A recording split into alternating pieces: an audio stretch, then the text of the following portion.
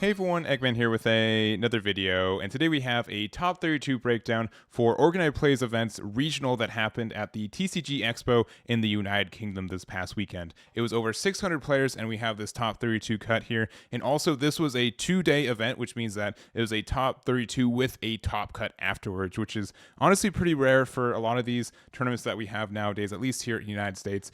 So that's kind of just something that's different for these events, that being able to, having to go to day 2 and go through like a best of 3 and that kind of stuff. So real quick, I do want to thank Organized Play Events for running the event and also for publishing the list. They were originally on Limitless, which I do appreciate them having these lists here, and that's going to be linked on my website if you guys want to see more of the details for it, but this is just the website that I have here. So do appreciate it. They also live stream it on their Twitch, and you guys can make sure to check that out when that is there. I think they re-upload it to their YouTube. I can't remember 100%, but I would not be surprised. But yeah, 634 players, 10 rounds of Swiss into a top 32 cut, and we do have this top 32 here, which is pretty cool. So that's kind of what we have, and we see 7 Donquixote Doflamingos, we have 7 Eustass Captain Kids, 6 copies of the new Star Deck Trafalgar Law, 5 Charlotte Katakuris, 2 Star Deck Monkey D. Luffys from Star Deck 10, which one of them ended up winning the entire event. And then there's also 2 of the older OP01 Trafalgar Law, 1 Rebecca, 1 Queen, and 1 Star Deck 3 Crocodile too, which is, again, pretty good diversity. I think the Carta Magica event that we also covered here on this channel was a little bit more diverse, but honestly, this is just a welcome pie chart. Like, even looking at these big 4, like, these are almost like completely different colors. They play the game completely differently. Maybe like the film package is like different flavors of film, and I get that, but honestly, just a lot of diversity, especially in such a large event like this, and I think that's a really, really cool thing. And like, honestly, we're losing this format. This is the last weekend, at least here in North America, that we have this format competitively, which is kind of a shame, and I really liked it. We're going to make a video later in the week kind of going over my thoughts now that it's kind of over for us, but I do think it's been a really fun ride, as as much as it's been kind of chaotic in the same way. But in this video, we're going to go over the top placing list for each one of these archetypes, or sorry, each one of these leaders, starting off with our first place leader, which is Giovanni with the Star Deck 10 Luffy here. And this is pretty surprising that, like, this, the finals for this, spoilers, were Star Deck 10 Luffy as well as Star Deck 10 Trafalgar Law. So 2 of the newest leaders that came with the Star Deck were in the finals, which I think is honestly just a really, really cool thing to see, especially since it wasn't like overwhelmed, like dominant with either one of these. But this is kind of what we've been seeing in a lot of ways, where Luffy's just, there's a lot of space to build this deck. There are a couple cards that I've been seeing more and more as staples, primarily just a couple ramp cards. Basil Hawkins is pretty common, as well as the All-Stars, being able to get that ramp for that to help you get into your later turns. If you play either of these on 5 Dawn, you go to 6 Dawn, and then after that you go to 8, which means you can use your Luffy effect to go up to 9 and get that additional advantage for you. We don't see like as much Trafalgar Law, and I think that's fine because we don't really have time to go the -1, and I think a lot of people are playing around this inherently, which is quite strong for you there too. We do have a couple additional cards too, like the Thatch, which is just an interesting 6/8 to run, but like it's a good body that puts a lot of pressure on the board. We also have the Douglas Bullet from Star Deck 05, which is an interesting card for our top end. I have been experimenting with like the 8-drop Uta myself for the top end for the deck, because it is kind of like a mini version of like the Eustass Kid. But being able to use this card for the -4 to get the rest of 2 of your opponent's 6 costs or less is great, and this gets double attack and just has a lot of pressure too. So I think all of those are kind of like good reasons to run this card. It's a little bit dead in hand at times, but I think that's fine for you. And then we just have 4 whole copies of the Monkey D. Luffy. So honestly, just like a really stacked top end of potentially a lot of bricks in hand, especially without having one of our 0-cost events to get out of it. But it definitely worked out for them, being able to be so aggressive and so greedy with it. And I think just hats off for them for this one. So not much more to say with this. Congratulations to Giovanni for their first place finish here. Next up, we have the Trafalgar Law. So this is the list here from Benjamin, who did get second place. Also, Pierre got top 8, I believe, with the same build of this one too. Some different ads, and also just kind of think like we have kind of like the general package of the Sachi and Penguin's pretty common, the Trafalgar Law and Beppo. I think everyone runs these 12, and then Otama and Gordon both these. So like this kind of like shape here, usually most people are running those. I think those are cards you have to run in this deck, but that does mean you have a couple like rooms for options. Specifically for this build, it's kind of, I'd say, like even like more aggressive with the fact that we're running the ulti, which can play the page 1 for free out of our hand. So being able to get like that additional like 2 for 1, like, so it makes it like a 3 for 1 if you have the setup, is really great. Obviously none of this stuff is searchable, so you just kind of have to find it, but if you do, you feel pretty good about it. And then also we have The 5-drop Zoro, which I don't see this card as often, it is kind of like a worse version of the 4-drop Trafalgar Law, since it is a 5-drop and you can't play it for free off your opponent's effect. But it is a 6k, is a 1k counter still, and then on play give one of your opponent's characters minus 2k, which means you can play this card and then use your leader effect still. So I think it's a good ad. I think it's a card that I would probably play more often, even though we don't have Nami in this specific format to search it. It's still just a good body. Like a lot of the times I felt like, you know what, I want to be able to build a body and get some removal. So like this 5/6 are you the 4/5 Trafalgar Law, they're both in a really kind of good spot for us, which is really nice. So other than that, just kind of more of the standard stuff that we've been seeing. I think for the Rush Zoro is kind of needed for any builds of these, at least right now, since you have to kind of be like really aggressive with just the minor, not hand, you don't really have ways to recur like your hand size or anything. You just kind of have to go for that advantage there.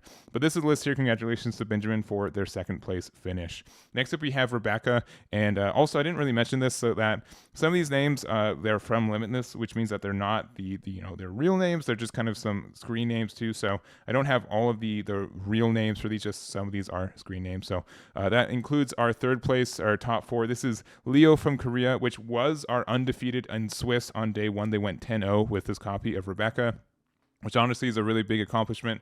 And then being able to win a couple more rounds to get into top 4 is just fantastic. Like just only missing the finals by 1 game and being undefeated for the weekend is just very, very strong. So not a lot of diversity that you get to run from a Rebecca list.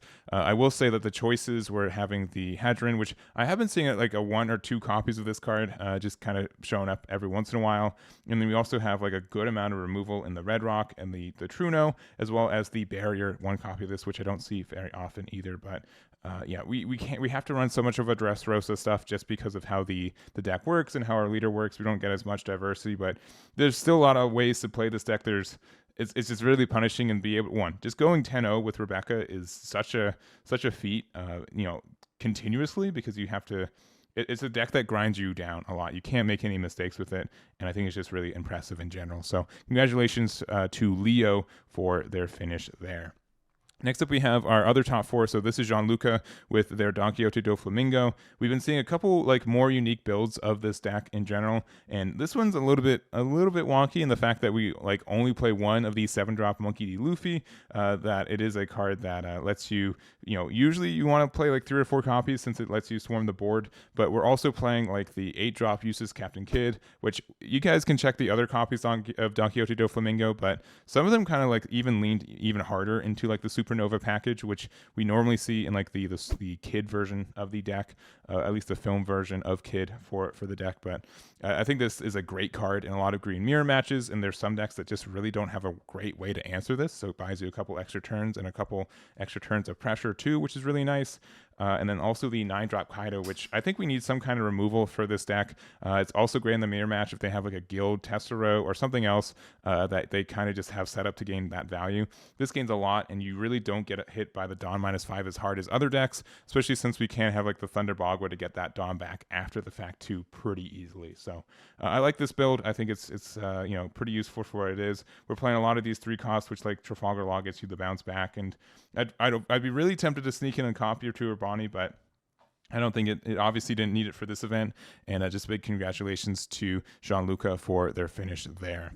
Next up, we're going into the top 8. So this is Maximilian with their OP01 Trafalgar Law. And we've been seeing like traditionally more and more of the builds that do well in this format be the Whitebeard versions. I know there's like some Wano versions. I know that some people are trying some film versions. There's a lot of like interesting like red-green ones that people have been trying out. Some people still just do Supernova with just like a little bit of Whitebeard. But I think this is great for this one. It's interesting to see the 1-drop Thatch not be in this deck, because I do see it usually pretty often in the builds. But I do like the flamenco. It does help you get a lot of value. It helps you go into the Vista as well. And this is kind of like a hybrid package too, since we do see 2 copies of the Momo, which can find copies of like the Otama or the Izo or even this Izo as well. So that does help you. We're playing one of the 5-drop Marco, which you can technically use your leader effect to bounce into, which means you do get some free value and just kind of everything else. So I think it's, there's a lot of different ways to play Trafalgar Law. Most of them I've been seeing aren't really running events, which this one isn't either, and probably just like you don't have as much room to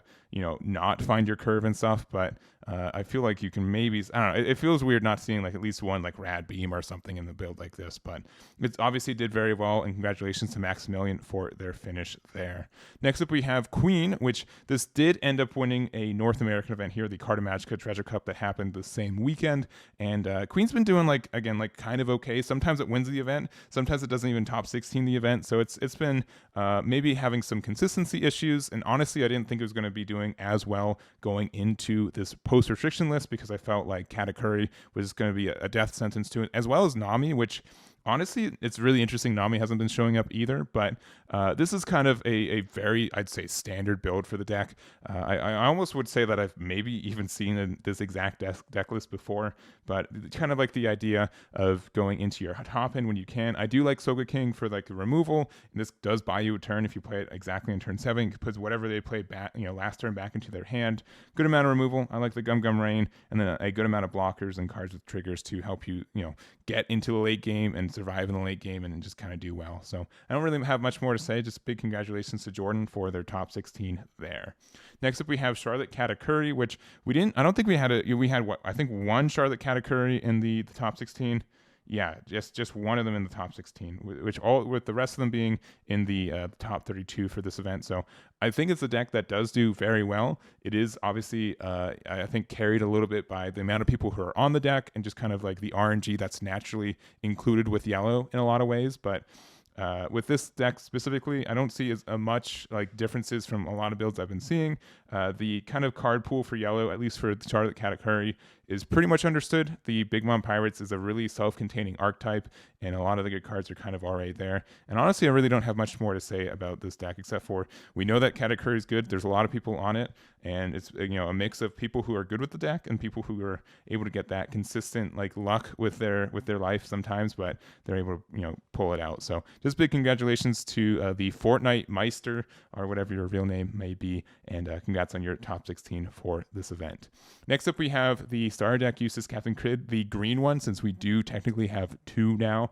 But this is kind of the film and we actually had two top 16 versions of this deck. So this one is from Galufo, and then we also have Pierre with their version here, or sorry, Pere with their version. So they both got top 16. I wanted to cover both of them really quick, but I think these are kind of what we've been seeing of like the film Supernova versions of it. I think 8-Drop Kid is in kind of a good spot right now. We do have the first one not playing the Donquixote Doflamingo, but we're playing more events and the 3-sword style, which makes sense because we don't want to be playing a 10-drop when we have all these like events in hand to kind of just don't do anything. And then also, like we have a couple less events with 3-Punk Gibson, and we're playing the 10-drop Dofi and just kind of everything else from there. So honestly, pretty similar. I really do like the X-Drake in this deck, since it is a Supernova and it is searchable off the Bonnie, which is really great. And just it helps get that extra tempo at times. So I do like running a couple copies of it, but I also like Frankie. It's a 5/7, which is sometimes hard to remove. I don't know. There's just like a lot of like mini decisions you can make in these decks, even though they've been around for a bit. So these are both these lists. And then also real quick, we have a bonus Eustass Captain Kidd list, which is let me make sure I got the name. This is Dalibor's list of it, and it's pretty much like our set 1 list, the list that is almost entirely set 1 cards. The only cards that aren't set 1 are technically this Chopper, which you could put any green 2K into this, I feel, most times. Chopper's just the one they choose for it, and it's still really fascinating. Like this deck and like kind of this build of Eustass Captain Kidd generally tops every once in a while. In set 2, in set 3, we're in set 4 right now. I wouldn't be surprised if it tops in set 5. It's just good stuff. There's a lot of good stuff. So there's a lot of different ways to interact with our opponent. We do run the Yamato, which this can steal games sometimes, or at least warp the game around, protecting attacks from this. They're not getting hit by that double attack banish, which is really strong. And kind of like I said earlier, some decks just can't get rid of this 8-drop, and they get really walled out of it still. Like a year later, they still get hit by this card. So I think it's a solid deck for what it is. Even though it's been like the same for the last year, it's been very strong. can still do, very well. And congratulations to Dalibor for their finish there. And then last up for our top 32s, we do have Mark with their star deck 3 Crocodile. And I've kind of liked what Crocodile has been, warped into. It used to be just kind of like super duper into the Centauro, but I've been seeing more and more people play like the 5-cost Zeph, which is fantastic for helping the momentum go your way, especially since there's so many good 3-drops that I think exist right now that you get the bounce back right now. And then after that, we have like the Soga King to additionally get the tempo back on your side, the Mihawk, as well as the Kaido, which 3 whole copies of this card. I think there's a lot of cards that this hits right now. Again, like this hits 3 costs as well, so even late game, being able to a Nami back into their hand, I think is good, and just buys you a lot of time, especially in Crocodile, where you're able to use this card and then your -4 effect in like the same turn. You get like a lot of board removal clear that I feel is just kind of unrivaled compared to a lot of other decks that exist outside of just like 10-drop Kaido and purple in general. So that's kind of the idea there. But other than that, just kind of what we've been seeing. We have super removal since we have one more card. We have Sable, so like 9 events that remove, but not only in hand but also in life, which is strong. And like just very, very tempo oriented. So this is Mark's list here. And lastly, we have a bonus deck list. So this is Luke's 33rd place Kuro build. So just narrowly not getting into that top 32 because of tiebreakers, but they did have the record to get there. This is, I think it was still like a really big accomplishment for such an off-meta leader in a lot of ways. But it is something that I think, there are some good combos with this deck too. And if people don't know how this deck works, they have some ways to kind of play around it. We don't really have a lot of new tech in this deck outside of just having the 10-drop Dofi, as well as the Kuro as well. Yamato's in this build too, which can get some pressure, especially since there's so many ways, such as with this Jin, to get rid of blockers. Unfortunately, it's 4 less, and there are a lot of good like 5k blockers as well. We also do have the Trafalgar Law, which is great for not only being a blocker, but for refreshing our Namis, are getting just like some additional effects there too. And we also running 3 whole copies of this Krieg, which is a good way to get a lot of pressure too, since it does have that double attack and the additional removal. It's just kind of a little bit clunky in a lot of ways. For our events, we're playing 2 copies of Spiderweb, as well as 1 copy of Out of the Bag, which you can rest one of your East Blue type characters set up to one of your Kuros active, which can be either your leader or this 6/8 that was newer in OP04, which really the only support. I still wish this deck had a 4/6 vanilla. I think that would help the deck out a lot, or even, I don't think there's a 3/5 that exists, but I think a 3/5 could help you, since we just have so many of these 4Ks, which are just kind of tough for the deck to exist with in general. But this list here, and congratulations to Luke for their finish this weekend. But that's going to be it for us. I hope you guys enjoyed this video. All these decks are on my website, so you guys can go check that out in the description. And again, thanks to Organized Play Events for running the event and also for publishing the deck list too. So that's going to be it for me. Thank you guys so much for watching, and I'll catch you all next time.